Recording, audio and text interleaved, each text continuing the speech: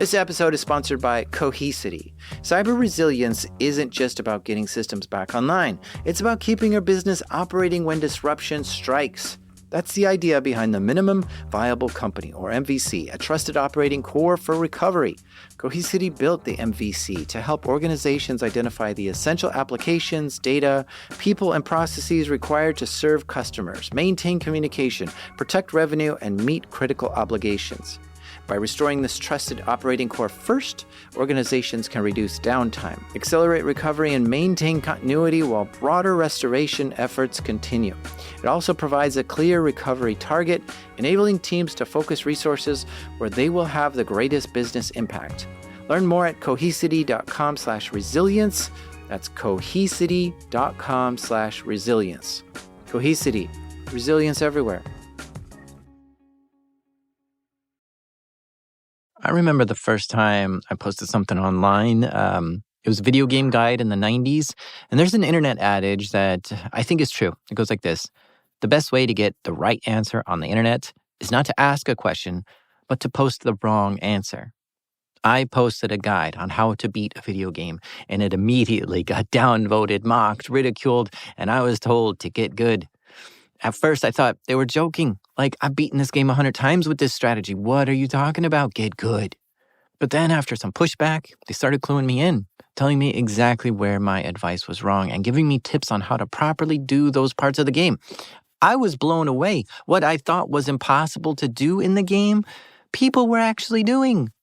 Now, dear listener, this experience shaped me for who I am today. If you post something genuinely helpful online and people mock you, that could be the end of you ever posting anything online again. It's enough to ruin your self-confidence and hate everyone online.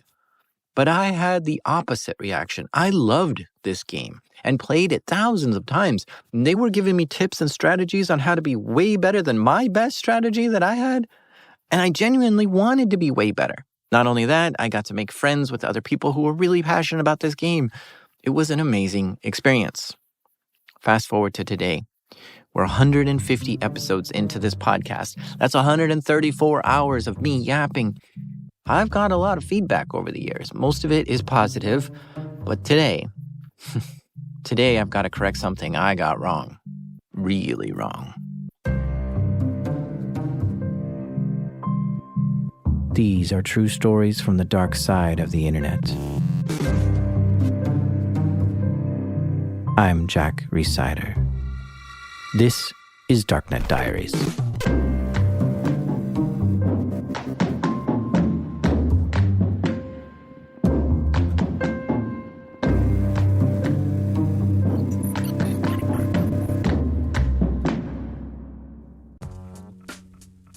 This episode is brought to you by Black Hills Information Security, trusted by the cybersecurity community for nearly 20 years.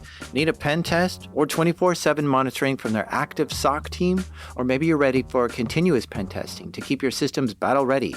Black Hills InfoSec can take care of it all. And if you want to learn how they do it, check out Anti-Siphon Training. It's built for people who really want to hone their skills, from SOC analyst tools and methodologies to setting traps and running deception operations. AI is changing cybersecurity right now. Defenders use it, attackers use it, and that's why Anti-Siphon Training is hosting their free AI Security Summit on August 14th. Join experienced practitioners as they share practical lessons, real-world experiences, and insights into how AI is changing cybersecurity.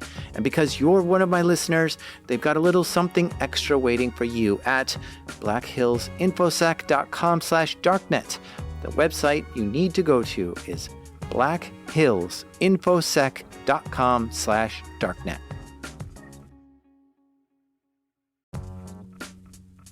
This episode is sponsored by Delete Me. Have you ever thought, I should really be doing something to protect myself from stalkers, scammers, and hackers, but you're not sure what? Here's what you should do. Go to www.joindeleteme.com/Darknet Diaries and enter code DD20 and you'll get 20% off Delete Me. And a few years ago I signed up and Delete Me got busy scouring the internet for my name and gave me reports on what they found and deleted stuff. Take control of your data and keep your private life private by signing up for Delete Me. Now at a special discount for my listeners, get 20% off your Delete Me plan when you go to www.joindeleteme.com/Darknet Diaries and use promo code DD20 at checkout. The only way to get 20% off is to go to www.joindeleteme.com/Darknet Diaries and enter code DD20 at checkout. That's www.joindeleteme.com/Darknet Diaries, code DD20. Over the years, one episode I've published has haunted me. Episode 20, called Mobman. Yeah, take a listen to this short clip of it. I made this Sub 7. It's a remote access tool, and it was a Trojan horse virus. He built a program that would allow him to take control of another computer. You could open and close the CD-ROM. You could flip the screen. You could hide the start button. You could move the mouse on their screen and, click around. You could open up their C drive, change their wallpaper. This is an episode where I interviewed a guy named Greg, who went by the name Mobman, who claimed to have made the Sub 7 malware back in the 90s. The episode haunts me because I have received numerous comments that listeners don't believe he's the guy who created Sub 7. For instance, there's a Reddit post where someone said, "I just started listening to Mobman this afternoon and couldn't finish it. I just don't believe this guy made Sub 7 or could have created a rat at all. It's not just his attitude or personality, it just seems as if he only has a cursory knowledge of any of the technology used. Multiple times throughout the interview, something he said just didn't quite make sense or didn't match up with what I remember from that time period." Then some other commenter said, "I had the same impression too." And someone else said, "He's fakey wakey." And then someone else said, "I remember the creator was Romanian, and that guy is not Romanian." I fact-check my guests as best I can, but I do most of the research and writing for this show, and I can only check so much. Before publishing that episode, I spoke to some people who knew Greg personally from Tampa, where he's from, and they told me he's legit. On top of that, he was featured in a Rolling Stone magazine article saying he's the one who created Sub 7. I figured Rolling Stone would do some fact-checking themselves, right? And also, Greg offered to show me the source code for Sub 7, and he demonstrated how he has control over the Sub 7 domain name. So I just show this to people who didn't buy the story. But as I listened to people and read more theories about this, it started to make me think maybe they're right. Maybe I interviewed the wrong person. See, I interviewed a guy named Greg, who goes by Mobman, and on every version of Sub 7, it was created by someone calling themselves Mobman. So I was starting to think, wait, if Greg didn't make Sub 7, then are there two Mobmen out there? If so, where's the second one? Somewhere around 2004, the Sub 7 creator, Mobman, disappeared. And Greg just so happened to get arrested the same time too. And so he says that's why he disappeared. So did two Mobmen disappear at the same time? If there are two, then Greg is the only one who came back as Mobman. The other Mobman is still out there somewhere. Well, a guy named Ill Will took it upon himself to find the real Mobman, and he spent years hunting through the internet looking for him, and eventually found a clue which led him to a potential email address used by the real Mobman. He emailed him, and sure enough, he said, "Yeah, I'm the one who created Sub 7. You found me." And I got connected with this Mobman to hear the story. Hello, hello. Hi. Very punctual. Right at 12 on the dot. Yeah, why not?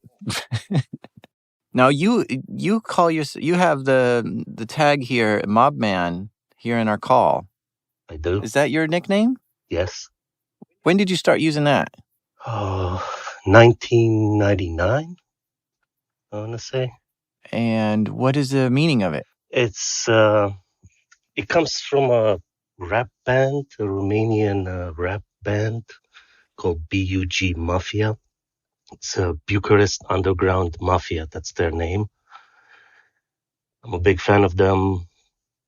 And when I was thinking of coming up with a new nickname, it just had a nice ring to it. Mobman, Yeah, I like it. Yeah.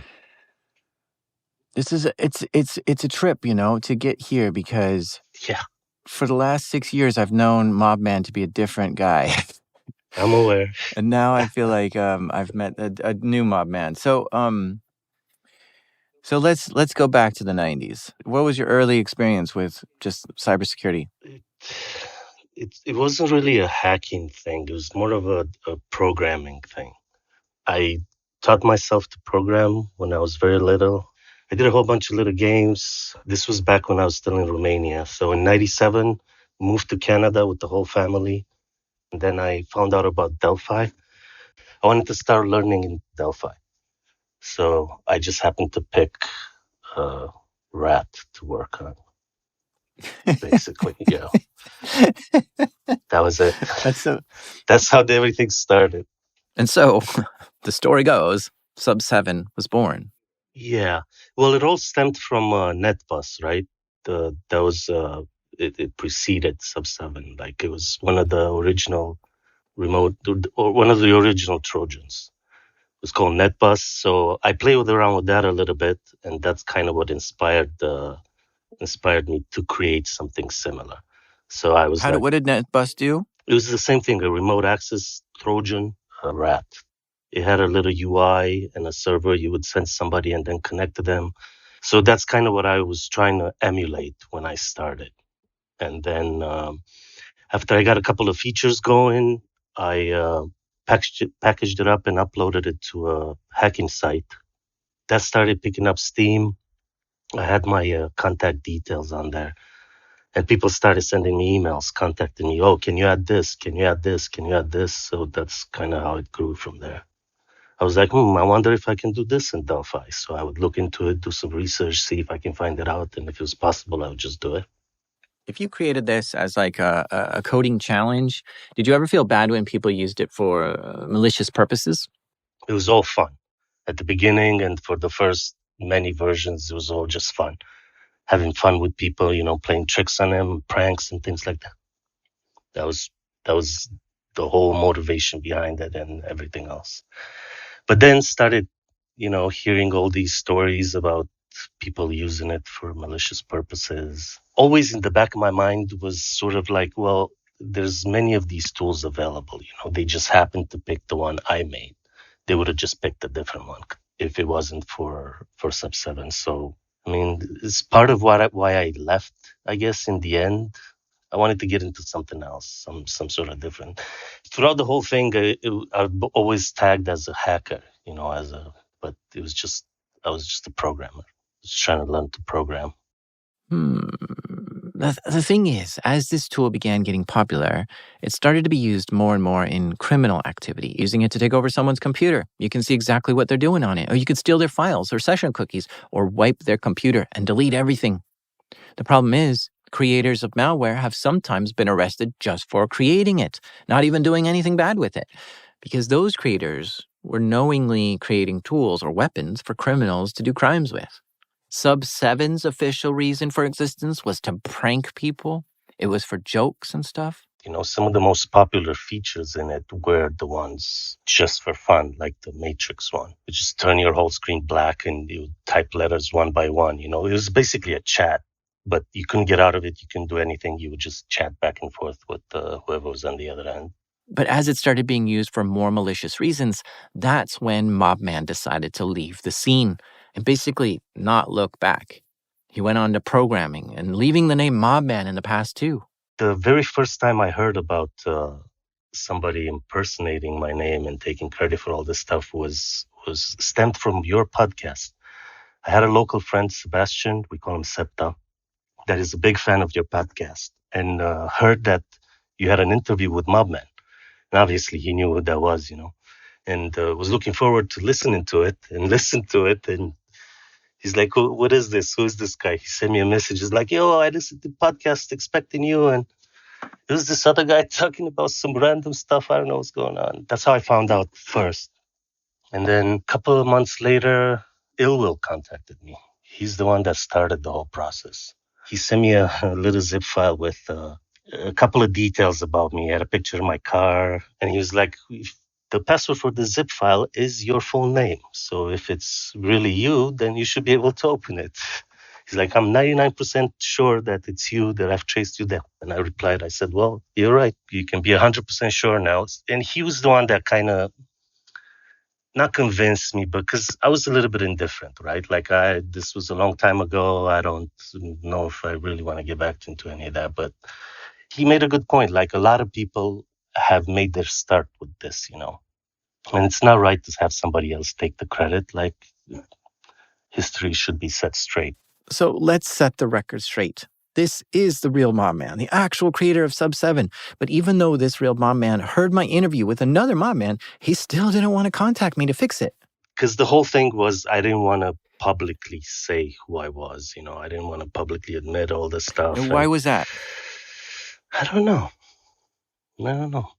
After a really, really long time, it didn't really make any sense to still stay hidden. But yeah, I mean, it makes sense that what you were saying a minute ago, which was like, I was young when I did that. I'm done with that. I don't want to be part of that. I don't want to revisit that. Yeah. Like, I could see there's a lot of reasons. What I was worried was like, oh yeah, some people did some awful things with that, and the FBI is looking for me. I think people started getting in trouble for making tools like that at that point. Like you said, like just for making them, not for actually using them. So that contributed to like, I need to get out of here. Yeah. And did you get any heat from law enforcement? No, I did not. Because you had your email there, and I could see somebody being like, all right, we got to put an end to this guy. Yeah. No.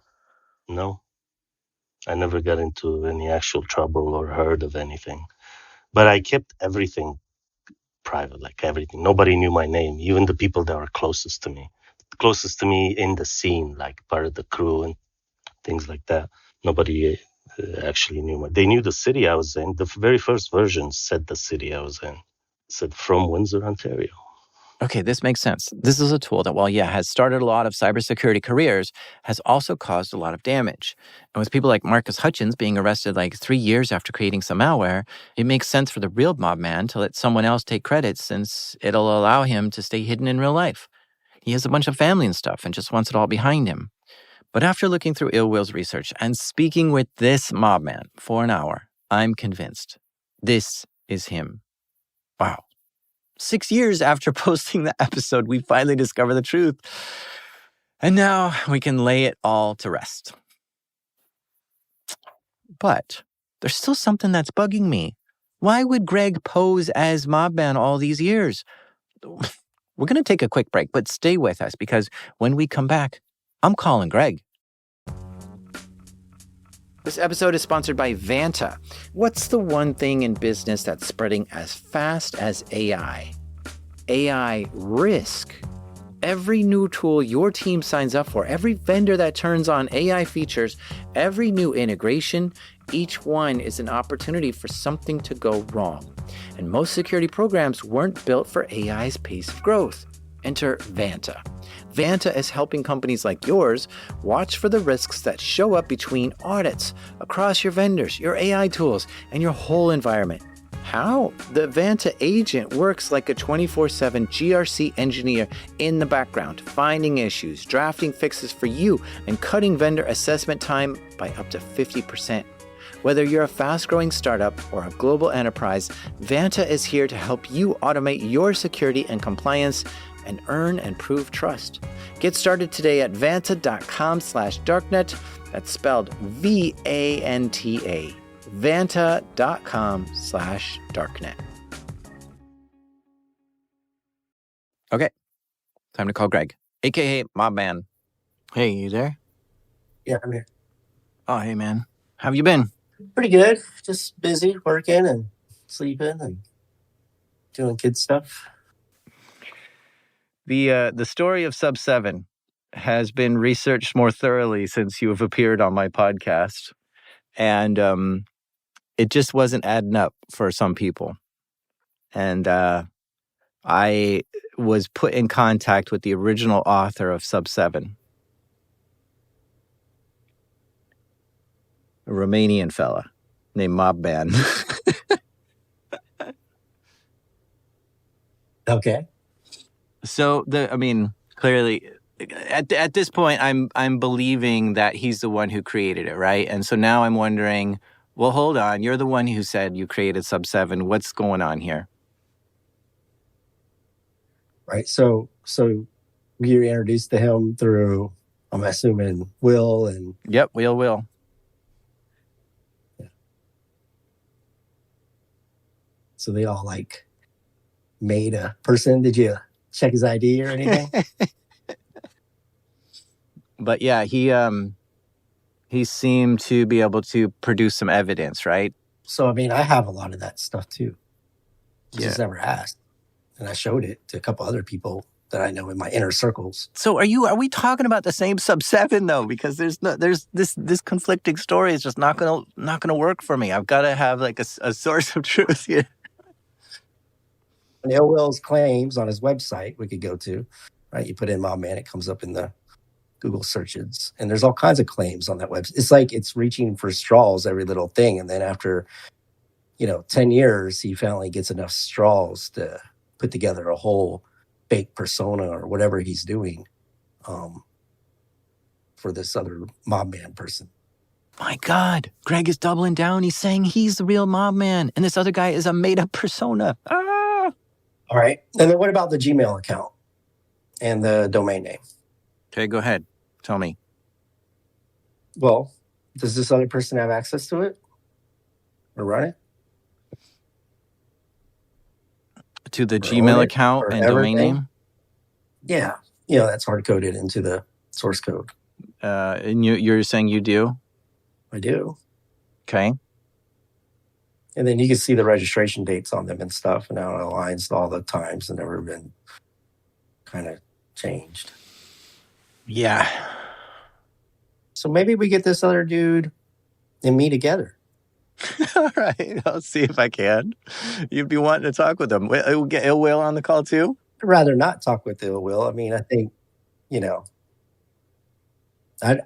and quite honestly, I try not to even talk about the subset or even anything that I've done in the past. But, they got all these laws and computer laws and shit nowadays. Mm-hmm. It's like, I don't want them to go retroactively and find some crap to get me even more in trouble. I'd like to meet the guy. Whatever. And then we can see. We can get to the bottom of it. All right. All right. I'll see what I can do. Thanks for this call. I'll keep in touch. All right, bye. Bye. We got 2 mobmen here now. This is crazy. I need some answers, though. I went back to the other mobman. I was like, hey, can we do a call like with both of you? And he's like, yeah, let's do it. So we did the call. And I'll just play for you the conversation, mostly unedited.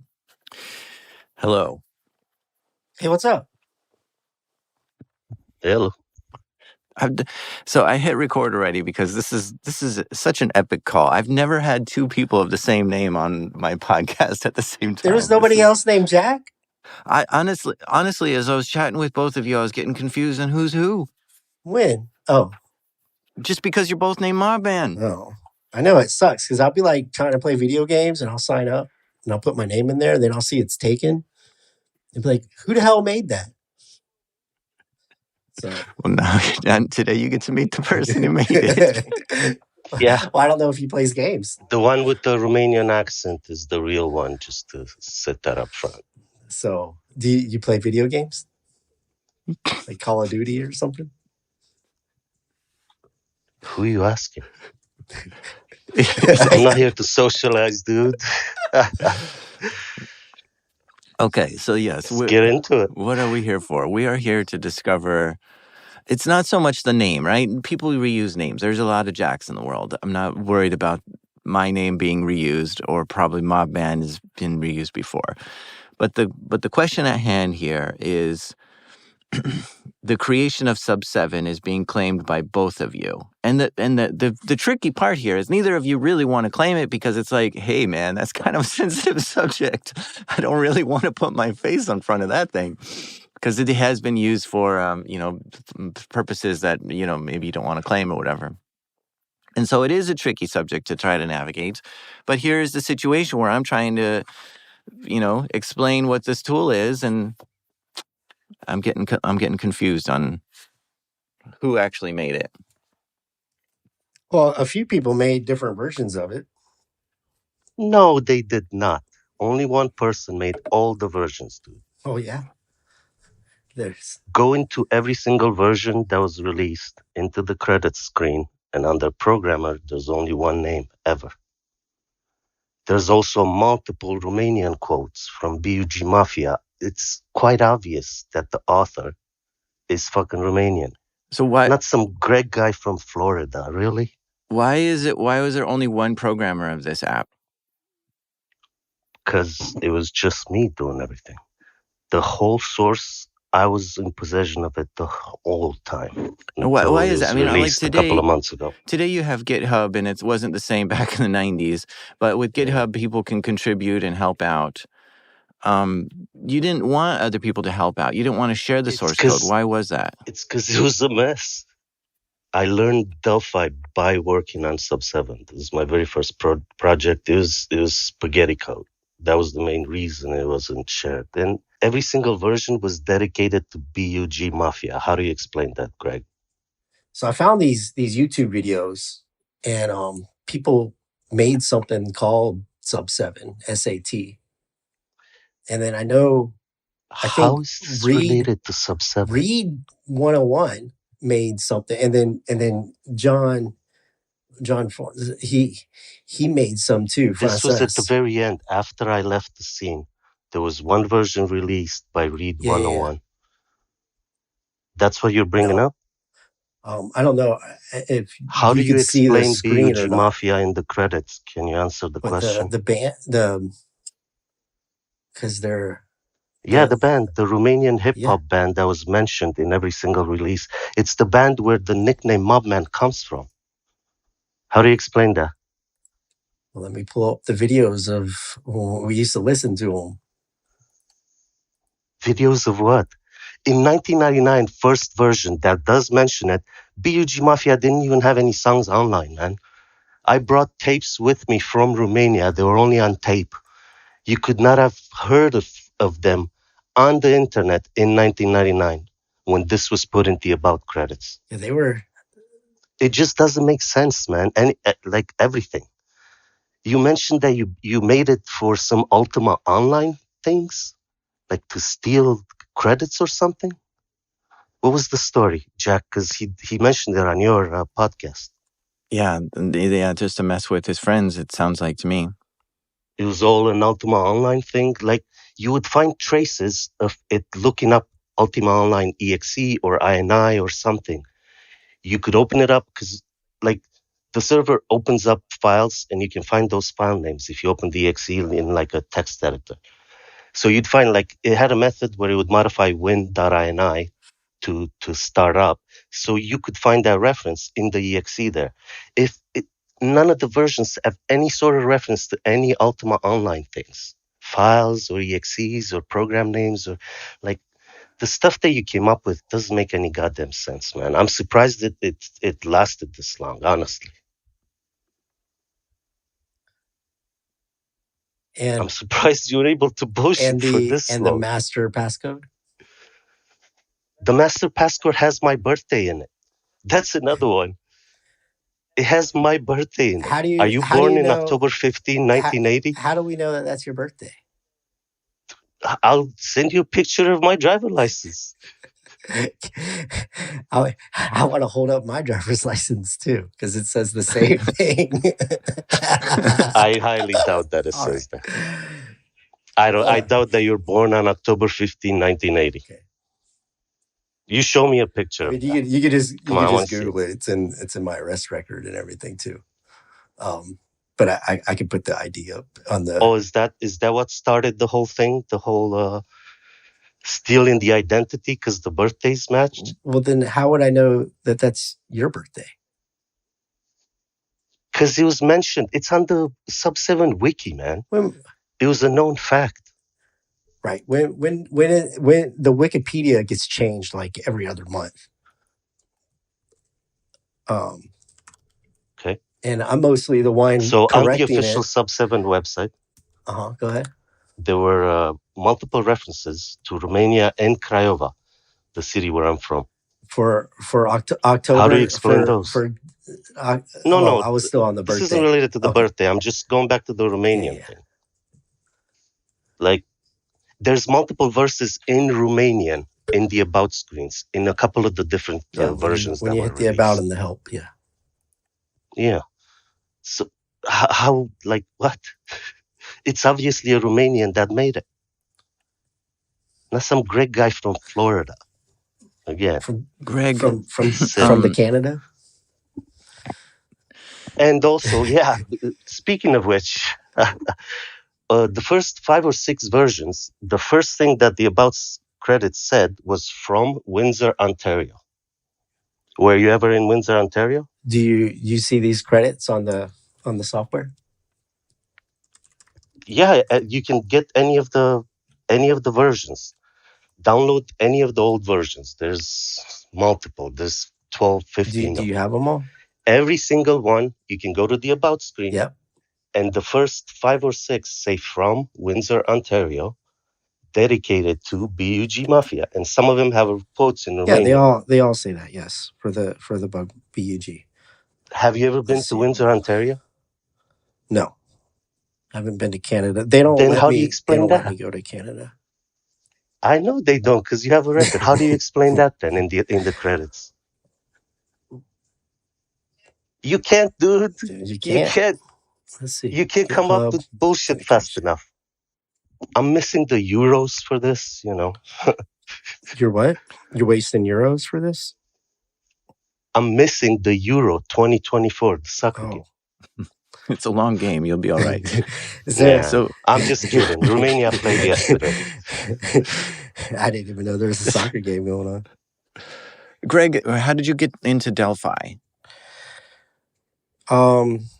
Just learning programming, right? Like it's one of the languages that we're just hanging out. It had the GUI instead of just that you could make menus and stuff like that. So what does all the Delphi programs, what do they start with?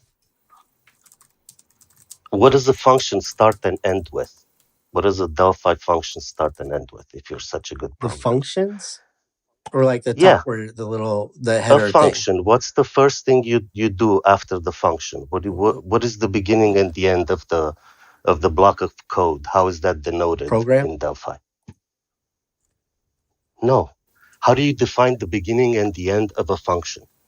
You know, in C you have the curly brackets. What do you have in Delphi? Like, Jack, this is ridiculous, man. I doubt this guy even touched Delphi. You know. So, are you talking about like the semicolon and the ending, all the functions at the end, or like the caret, like question mark or whatever for like PHP or when you start it, to call it. So let's say you define a function, right? You type the word function and then you put the function name. Yeah, you declare and then what's on the next line?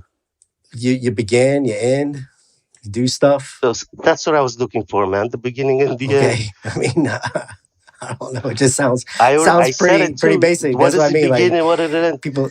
So you don't even know basic stuff, man. I didn't know that you were asking something. So I was trying to figure out what exactly you're asking. I doubt you even you actually program because. Okay. Well, how about we could program something in live time? We got the Euro to get back to. We don't want to be spending our time programming here. Exactly. Let's get back to facts, man. Actual proof. Program. Actual proof of something. So what, Greg? What is your proof that you're the creator of Sub7? I don't have any proof. I'm gonna let it. Of course you don't. I have notes. It go. I have multiple backup CDs that I burnt with multiple stages of the source. I have a hoodie that I used to sell back then in the store. I took pictures of it. I have the source code. I have multiple proofs. Right, but I have the source code as well. You don't have anything. I have multiple copies of it on backup CDs and stuff that basically I don't even think no longer even work. I don't even have a CD drive anymore. I was able to pull all of them out. Yeah, I was able to pull them out too, like 10 years ago and show it to people. Did you show it to anyone now? Well, not right now because I'm on a call Where? right now with you guys, and it's not in No, person. but like, come up with the actual proof, yeah, man. We in have the whole person, I have the source. sort. Yes, and I You're posted it. It's claiming on my that. You're not GitHub. showing it. It's been on my GitHub for several years. Where? On my GitHub. At this point, you're just bullshitting. Because there's no GitHub. There's no source. Or if there is, it's definitely not the sub-7 source. Okay. It's zero proof. It's all talk. I have multiple things that I've put out there. I gave them all to Ilwill, and he posted them on his Twitter. There's notes. There's little handwritten notes with ideas in, because I worked on this like 4 years. I put a lot of hard work into it. This wasn't just some script to fucking steal Ultima Online credit. Like, really, dude? So, Greg, you were telling me that you have control of the domain, Sub7 Crew. Mm-hmm. That's the only actual proof he came forward. And that was never actually owned by the real mobman. Never. It's not documented anywhere. I never owned any domains back then because I was trying to stay anonymous. Everybody else was buying them. So all he did is he bought an expired So domain. in the credits also this is the proof. There's he a has. Gmail account as well. Okay, so there's no Gmail account in the versions that I released. So what did Gmail come out in? Like 2004? Something like that. So the Sub7 in the 90s would not have Gmail didn't exist. No. So we're talking about later versions at some point. It's a pretty long con, I'll give you that. It's what, a decade now? It's been longer Going than a to decade, places right? and stuff. How long There has you it go. been? It's hilarious. I feel sorry for you, man. Like, your biggest accomplishment is impersonating somebody else. Like, Well, I feel sorry I wouldn't for think of anything of it as accomplishments, nor even writing a rap back then, right? Like, I don't even tell pretty much anybody in person or any of that stuff. Oh, is that why you go to all the conferences saying you're mobman? You don't even tell anyone?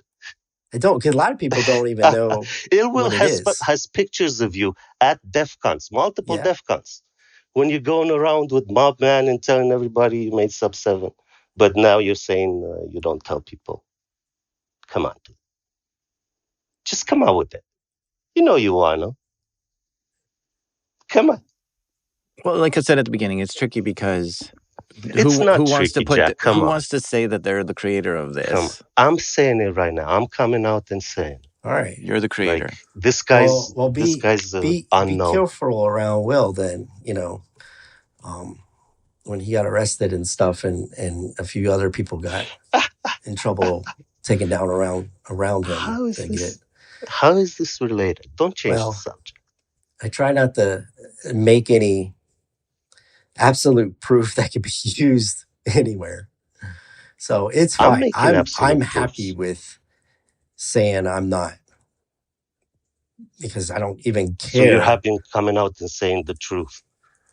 So are you going to stop going to places and claiming you're mobman? That's all we want. I've been saying I'm mobman for the past, I'm trying to think how many years. You can say you're mobman, just not the one that made Sub7. Big difference. How many years now? Huge difference. I'm trying to count. History needs to be set straight. 97, 95. And I appreciate you, Jack, for doing this right now. Wow. 24. Still doing the math. Greg, listen. He's saying you can continue using mobman. You can have multiple people saying having the same name. When I'm on Call of Duty, people keep taking it. Yes. Other Call of Duty users can use it too. That's not a copyrighted name. That's not acceptable. But he's asking you to stop claiming that you're the creator of Sub7. Exactly. Can we agree on that? Come on. You know you want. You've been living a lie. Well, Come on. I don't claim it in person anymore to anybody. I don't even claim it at all. So that's easy to do. We could do that.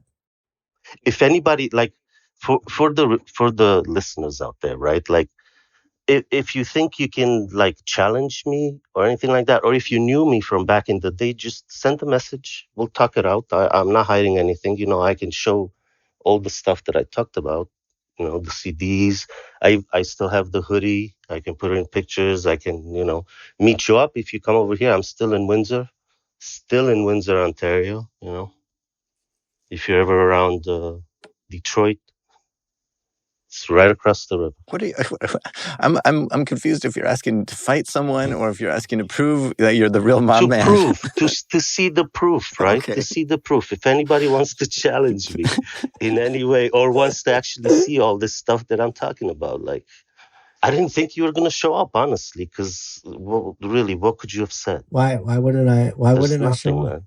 Because you're being outed. Because you're being outed for how much bullshit you've been What does it spewing. matter? Why would I care if somebody disputes it or not? That's They've what this been whole thing was disputing it about. for like a decade.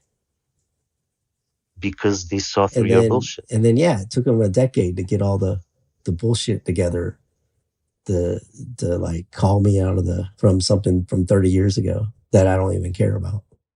For something you don't care about, you sure as hell spent a lot of time and effort in. This isn't just some fad. How much you time and mentioned effort once do or you think? twice. This is I mean, decade. like, do you like monitor my social medias or something? Well, I mean, personally, I don't like you telling me that you did something that you didn't do. That looks bad for me and my show and my credibility. Exactly. You've been going around giving interviews as the author of Sub 7. How is that not effort put into it? You've been going to DEF CON conferences. Like, it's a long-running con, man. And the reason why I believed it is because of that damn Rolling Stone article saying that you were.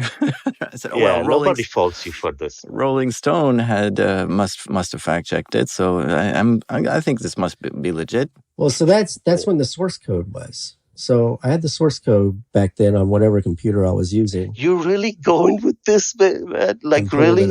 What's source code?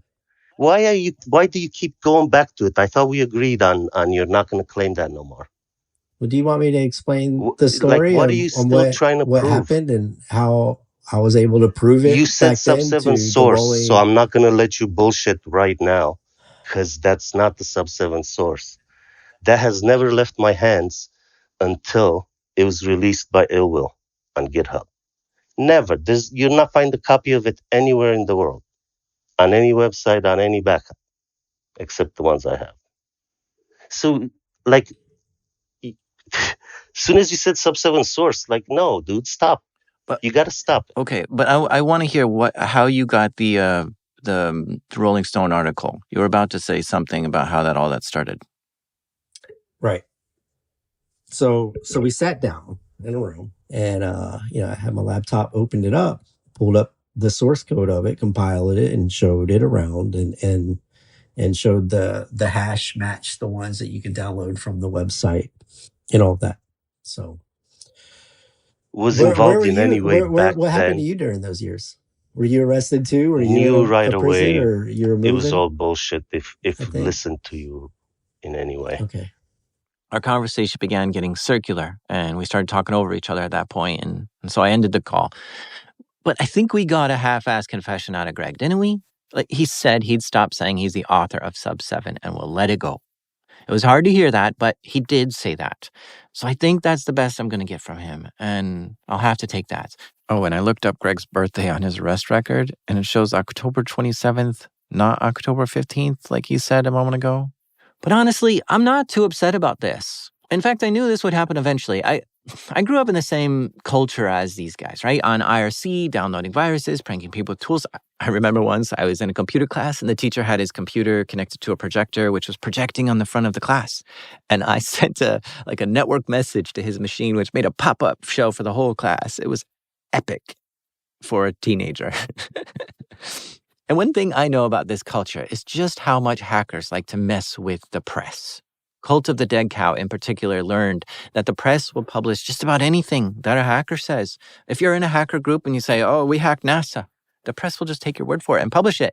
And so they started creating all these wild claims to see how far the news would just spread just to mess with everyone. And later on, 4chan picked up on this too, trying to get fake news to spread also.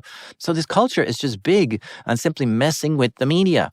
And it's partly just to show how crappy the media is for getting it wrong and how gullible people are. I mean, look at the whole birds aren't real movement, right? Yeah, I'm sure you've heard someone say that. Birds aren't real. That whole thing was just created to prove how conspiracy theories and misinformation is so easily spread.